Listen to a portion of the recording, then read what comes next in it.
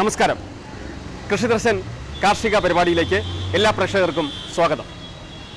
കഴിഞ്ഞ ആഴ്ച തേനുത്സവം 2014 തിരുവനന്തപുരം നഗരഹൃദയത്തിൽ നടക്കുന്ന തേനുത്സവത്തിൻ്റെ കാഴ്ചകൾ ഞങ്ങൾ പ്രിയപ്പെട്ട പ്രേക്ഷകരിലേക്ക് എത്തിക്കഴിഞ്ഞു.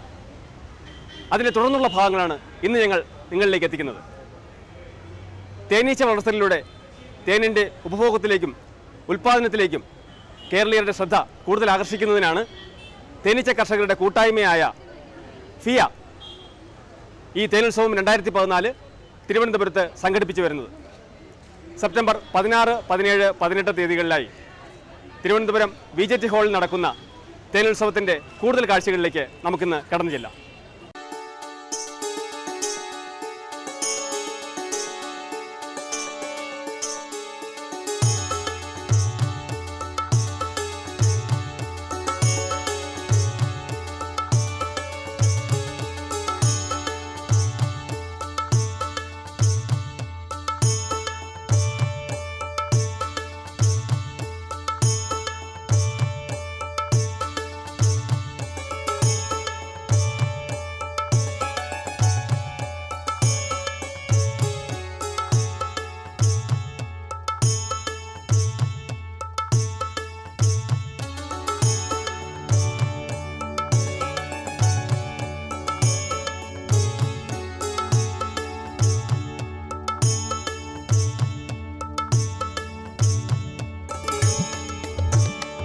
കേരളത്തിൻ്റെ വടക്കേ അറ്റത്തുള്ള ജില്ലയായ കാസർഗോഡ് നിന്ന് വന്നിട്ടുള്ള ശ്രീ സിബി അഗസ്റ്റിൻ.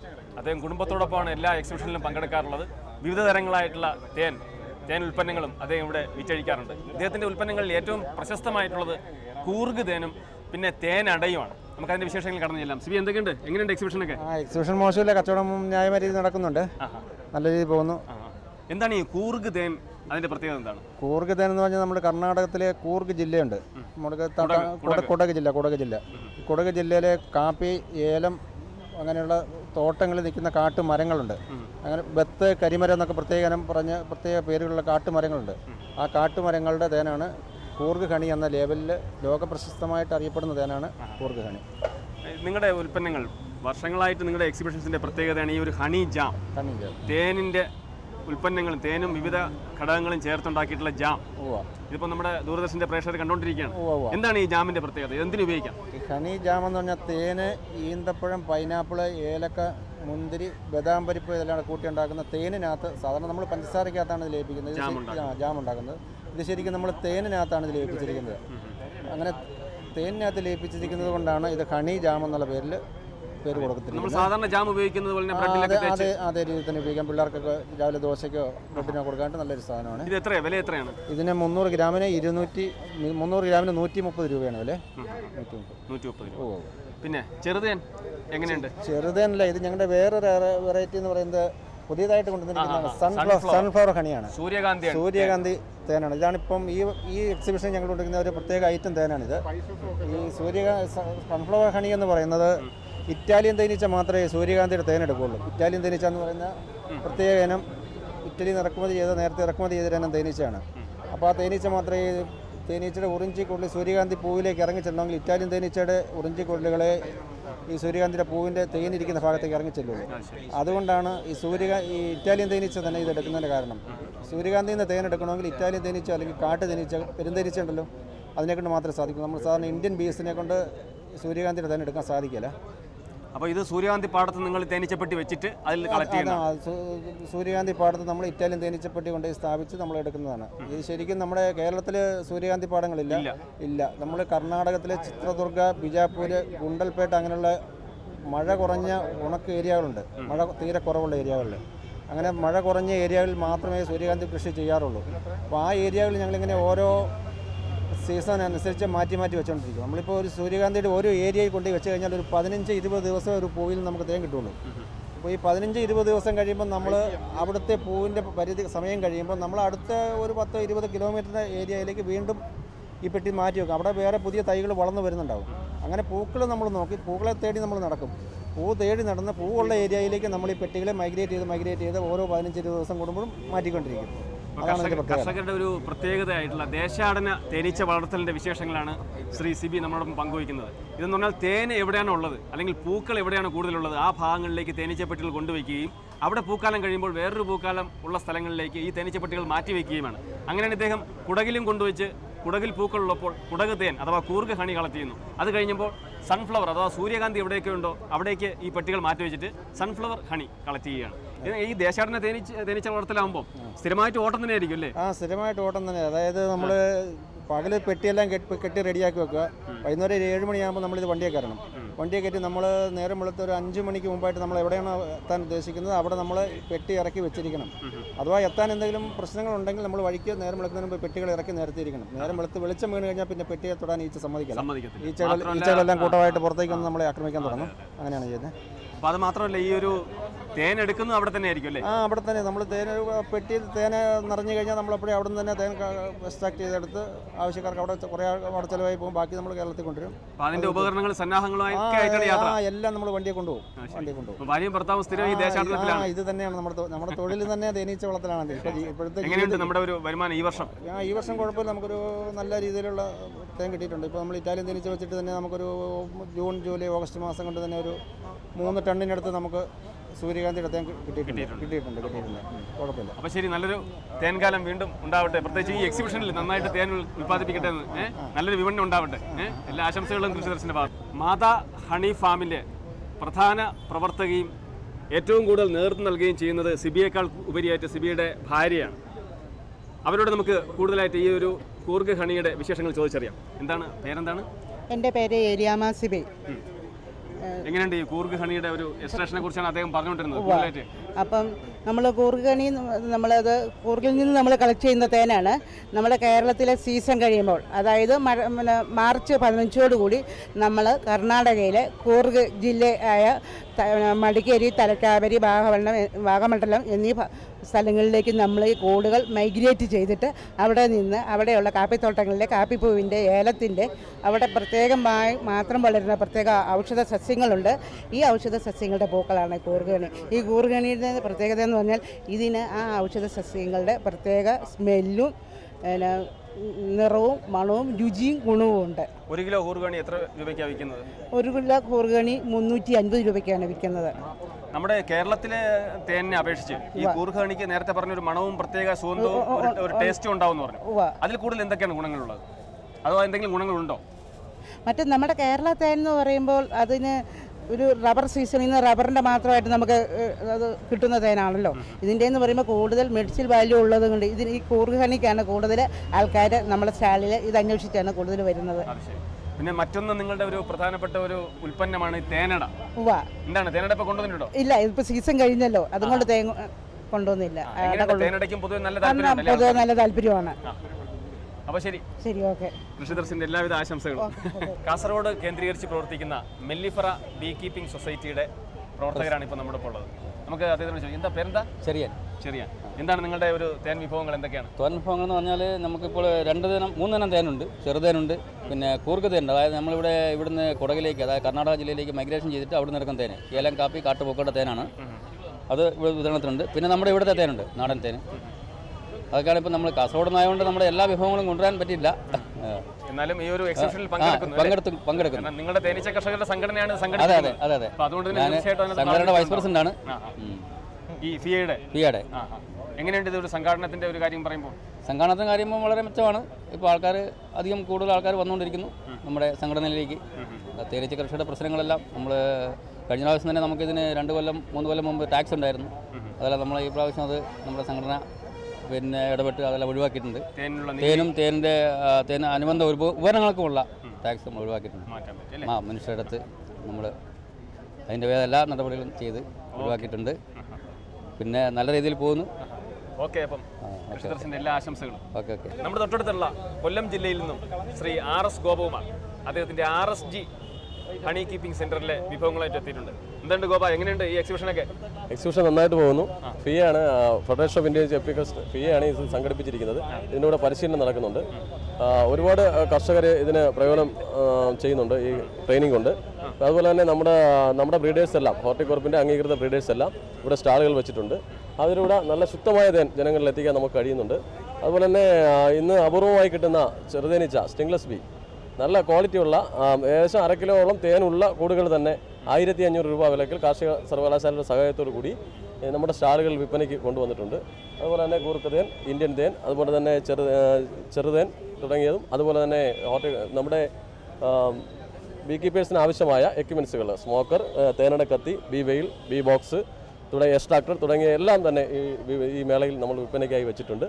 മറ്റ് സ്റ്റോളുകളെ അപേക്ഷിച്ച് ഇദ്ദേഹത്തിൻ്റെ സ്റ്റോളിൽ കാണുന്ന ഒരു പ്രത്യേകത, തേനീച്ച വളർത്തലിലേക്ക് ഇറങ്ങാൻ താല്പര്യമുള്ള ആരെങ്കിലും ഇവിടെ എത്തിക്കഴിഞ്ഞാൽ അവർക്ക് അതിനുള്ള അനുബന്ധ ഉപകരണങ്ങളും ഒപ്പം തേനീച്ച പെട്ടിയും തേനീച്ച അടക്കം വാങ്ങുന്നതിനുള്ള സർവ്വവിധ സന്നാഹങ്ങളും കൊണ്ടാണ് ഗോപനോട് എത്തിയിട്ടുള്ളത്. എങ്ങനെയുണ്ട് അതിനോട് താല്പര്യം ജനങ്ങളുടെ? എല്ലാവരും നന്നായിട്ട് പ്രതികരിക്കുന്നുണ്ട്. ആളുകൾ ഒരുപാട് പേര് അഡ്രസ്സൊക്കെ മേടിച്ചുകൊണ്ട് പോകുന്നുണ്ട്. ഇവിടുന്ന് കൊണ്ടുപോകാനുള്ള ബുദ്ധിമുട്ടുള്ളവരെല്ലാം പിന്നീട് വാങ്ങാൻ വേണ്ടി അഡ്രസ്സ് എല്ലാം വാങ്ങിയിട്ട് പോകുന്നുണ്ട്.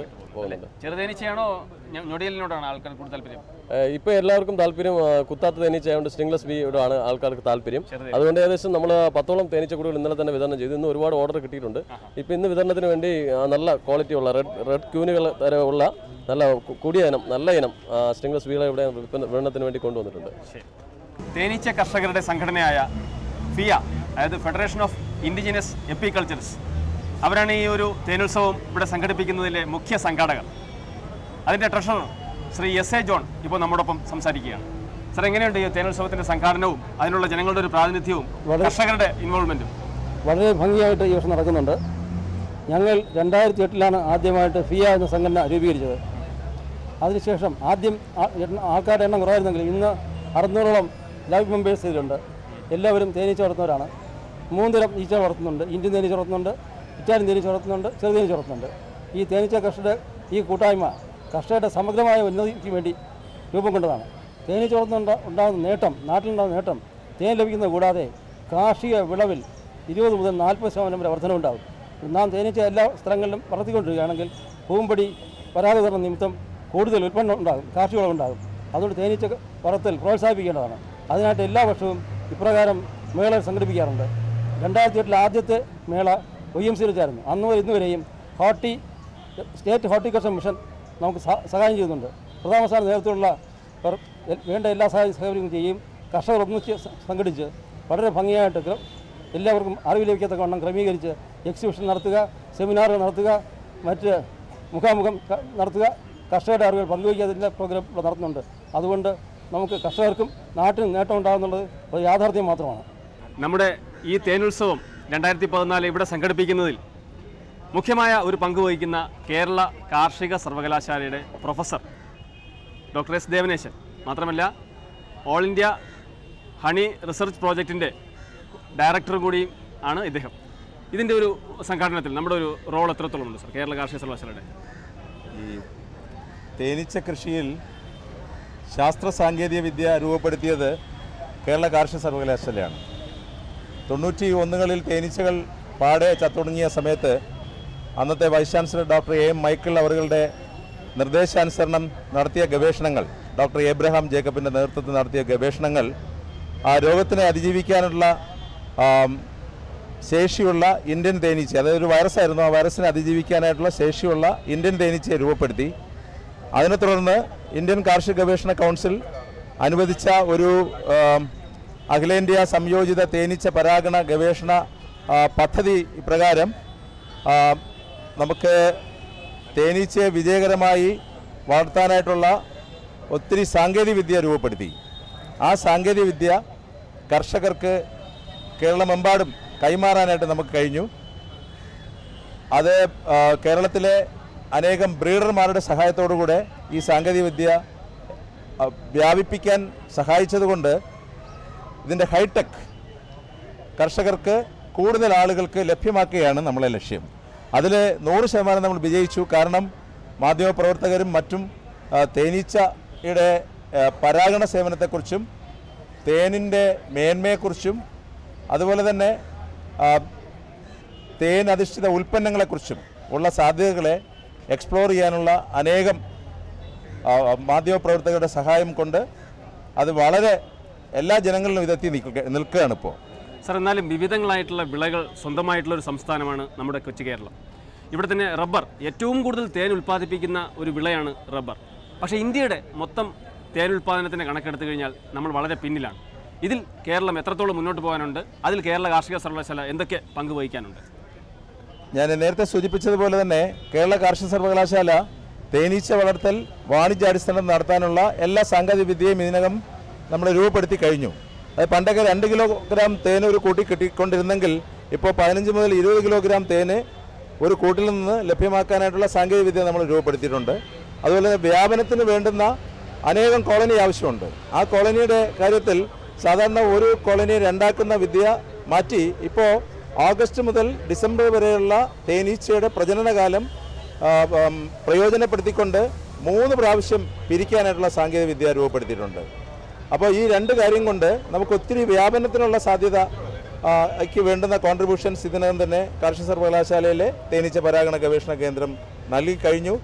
ഇനി ഉള്ള കാര്യമെന്ന് പറയുന്നത് നമുക്ക് ഏതാണ്ട് ഇനി ഒരു 60 ലക്ഷത്തിലധികം കോളനി നമുക്ക് ആവശ്യമുണ്ട്.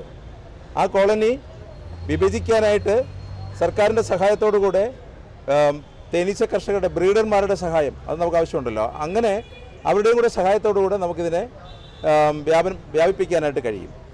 അപ്പോൾ അതുപോലെ തേനീച്ച കർഷകർക്ക് നല്ല വില തേനിന് കിട്ടാനായിട്ട് നമ്മൾ ചെയ്തിരിക്കുന്നത് മൂല്യവർദ്ധിത ഉൽപ്പന്നങ്ങൾ, ഒത്തിരി ഉൽപ്പന്നങ്ങൾ. എൻ്റെ അഗ്രികൾച്ചർ കോളേജിലെ കുട്ടികളിപ്പം കുറേ പ്രോഡക്ട്സ് ഉൽപ്പാദിപ്പിച്ച് വിൽക്കുകയുണ്ടായി. ഇവിടെ തന്നെ വേറെ ഒത്തിരി പ്രോഡക്ട്സ് ഉണ്ട്. അപ്പോൾ തേൻ സോപ്പ്, അതുപോലെ തന്നെ തേൻ ജെല്ലി, തേൻ ജാം, തേൻ കേക്ക്, തേൻ അവലൂസ് ഉണ്ട്. അങ്ങനെ ഒത്തിരി ഉൽപ്പന്നങ്ങൾ രൂപപ്പെടുത്തി അതും കർഷകർക്ക് അധികമായ വരുമാനം ലഭ്യമാക്കാനായിട്ടുള്ള സാങ്കേതികവിദ്യയുടെ വ്യാപനമാണ് അവിടെ നടക്കുന്നത്. പ്രിയമുള്ളവരെ, തലസ്ഥാന നഗരിയുടെ ഹൃദയഭാഗത്ത് തേനുത്സവം 2014 വിശേഷങ്ങൾ ഇവിടെ അവസാനിക്കുന്നില്ല. കൂടുതൽ വാർത്തകളും വിശേഷങ്ങളുമായി തേനുത്സവത്തിൻ്റെ കൂടുതൽ കാഴ്ചകളിലേക്ക് നമുക്ക് കടന്നു ചെല്ലാം.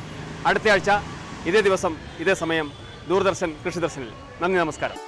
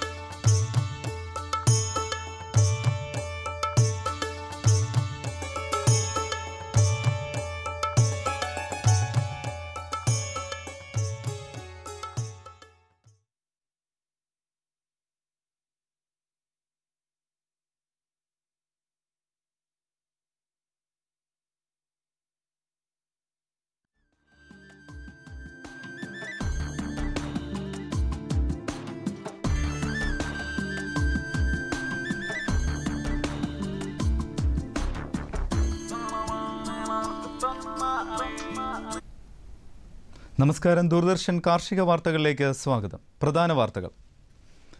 പശുക്കളിലെ അകിടുവീക്കം നിയന്ത്രിക്കാം. റബ്ബർ കൃഷിക്ക് സബ്സിഡി. എണ്ണപ്പന കൃഷിക്ക് ധനസഹായം. വിശദമായ വാർത്തകളിലേക്ക്.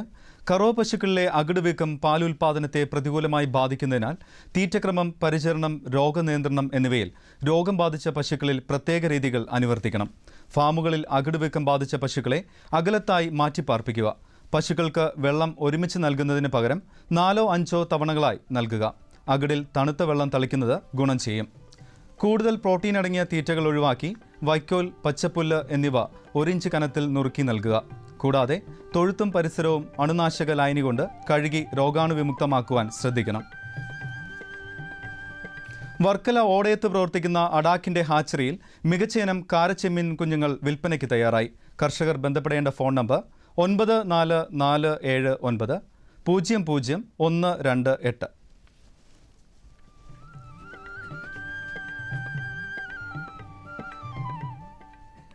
ശീതകാല പച്ചക്കറി വിളകളായ ക്യാബേജ്, കോളിഫ്ലവർ എന്നിവയുടെ തൈകൾ 2 രൂപ നിരക്കിൽ വെജിറ്റബിൾ ആൻഡ് ഫ്രൂട്ട് പ്രൊമോഷൻ കൗൺസിലിന്റെ കൊല്ലം കടപ്പാക്കട സസ്യ സൂപ്പർ മാർക്കറ്റിൽ നിന്നും ഈ മാസം 29 മുതൽ ലഭിക്കും. കൂടുതൽ വിവരങ്ങൾക്ക് ബന്ധപ്പെടേണ്ട ഫോൺ നമ്പർ 04742716 034. കുടപ്പനക്കുന്ന് മൃഗസംരക്ഷണ പരിശീലന കേന്ദ്രത്തിൽ ഒക്ടോബർ 31, നവംബർ 1, 2 തീയതികളിൽ ഇറച്ചിക്കോഴി വളർത്തലിൽ പരിശീലനം നൽകുന്നു. കൂടുതൽ വിവരങ്ങൾക്ക് ബന്ധപ്പെടാവുന്ന ഫോൺ നമ്പർ 9446511626. റബ്ബർ ആവർത്തന കൃഷിക്കും പുതുകൃഷിക്കും ധനസഹായത്തിന് അപേക്ഷ ക്ഷണിച്ചു. 2014 കൃഷി ചെയ്തതോ ചെയ്യാൻ ഉദ്ദേശിക്കുന്നതോ ആയ സ്ഥലത്തിന്റെ ഏകദേശം സ്കെച്ചിന്റെയും അപേക്ഷയുടെയും 2 കോപ്പി വീതം ബന്ധപ്പെട്ട റീജിയണൽ ഓഫീസിൽ ഡിസംബർ 31 മുൻപ് ലഭിക്കണം. അപേക്ഷാ ഫോറത്തിനും വിശദവിവരങ്ങൾക്കും റബ്ബർ ബോർഡിന്റെ റീജിയണൽ ഓഫീസുകളിലോ ഫീൽഡ് സ്റ്റേഷനുകളിലോ ബന്ധപ്പെടുക.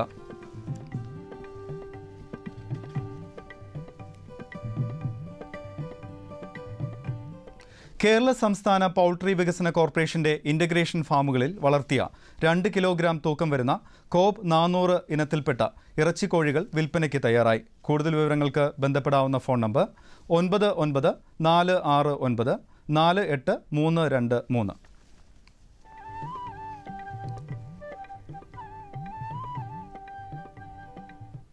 മഞ്ഞളിന്റെയും ഇഞ്ചിയുടെയും കാണ്ഡം ചെറുകഷ്ണങ്ങളാക്കി പ്രത്യേകം മുളപ്പിച്ചെടുക്കുന്ന തൈകൾ രോഗപ്രതിരോധ ശേഷിയും സമാന വളർച്ചയുമുള്ളതുമായിരിക്കും.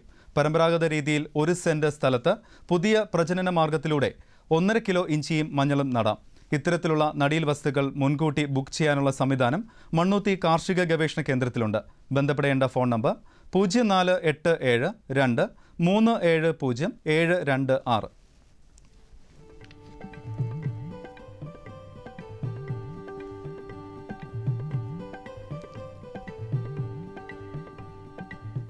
ഭക്ഷ്യ എണ്ണയുടെ സ്വയം പര്യാപ്തത ലക്ഷ്യമിട്ട് എണ്ണപ്പന കൃഷിയുടെ നോഡൽ ഏജൻസിയായ ഓയിൽ പാം ഇന്ത്യ ലിമിറ്റഡ് എണ്ണപ്പന കൃഷിക്കായി ധനസഹായം നൽകുന്നു. ഈ പദ്ധതിയിൽ പങ്കാളികളാകാൻ താൽപ്പര്യമുള്ളവർ വിളിക്കേണ്ട നമ്പർ 048125671003.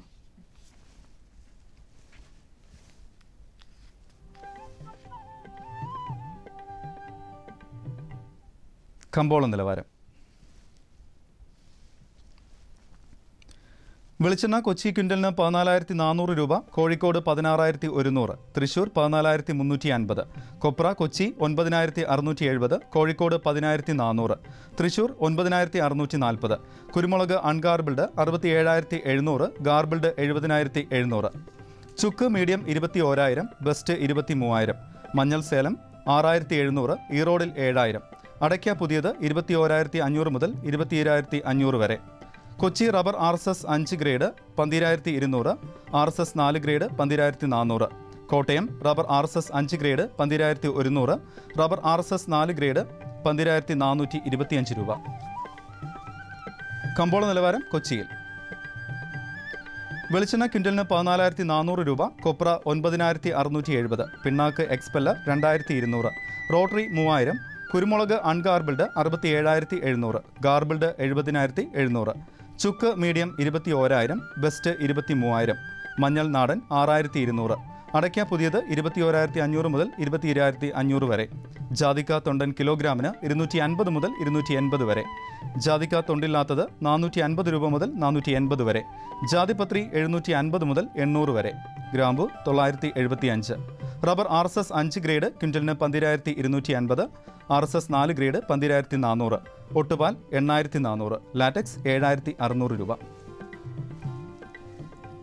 കമ്പോള അവലോകനം.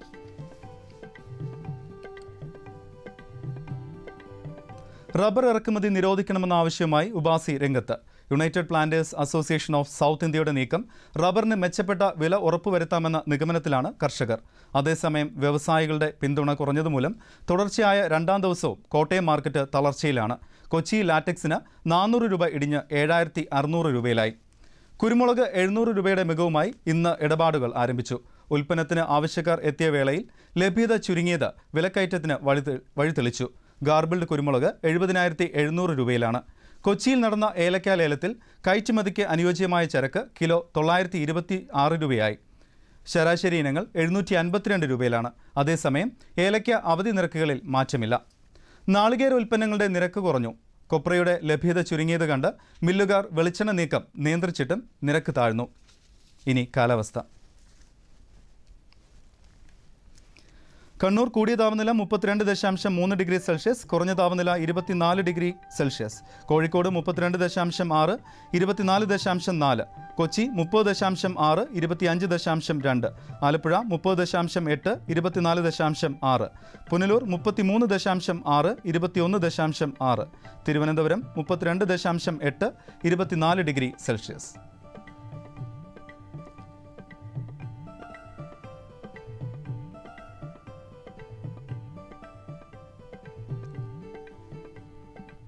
ഇന്നത്തെ കാർഷിക വാർത്തകൾ സമാപിക്കുന്നു. നമസ്കാരം.